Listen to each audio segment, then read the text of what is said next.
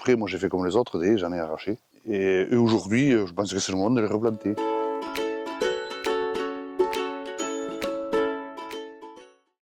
En fait, c'est-à-dire, il y a des essences d'arbres qu'on peut couper par moitié, coucher, pour que ça nous fasse une végétation horizontale, que ça serve de clôture, pour qu'à l'avenir, on puisse supprimer tous ces piquets, ces fils de clôture, et clôturer les vaches rien qu'avec des haies. Et l'idéal, ça serait d'arriver à remplacer tous ces fils de clôture par des haies, pour différencier tous les paddocks. Un peu comme il fait le bocage été à l'origine. Il faisait comme ça autrefois. Hein. Il faisait des haies de buissons qui servaient de clôture.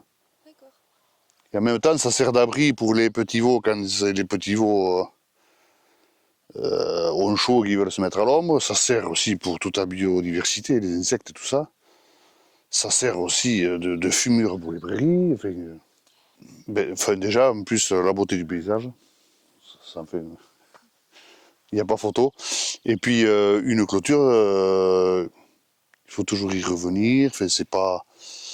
Si on arrive à clôturer avec des haies, c'est un peu novateur, je dirais. Enfin, novateur, pas vraiment, mais bon, ça fait quand même quelques années qu'il y a une dynamique autour des haies pour justement réimplanter des haies. Après, moi j'ai fait comme les autres, des haies, j'en ai arraché. Il n'y a pas eu le remembrement, il s'est fait petit à petit, donc les haies étaient à des endroits pas très stratégiques, on les a arrachés. Et aujourd'hui, je pense que c'est le moment de les replanter. Mais on les replante là où ça nous arrange. Comme là, là j'ai fait une parallèle au GPS à la clôture des poulets. Là, on va calculer les surfaces qu'il faut pour chaque paddock. Si on plante des haies, on va pas les planter n'importe comment. L'objectif de planter une haie, c'est qu'elle reste le plus longtemps possible.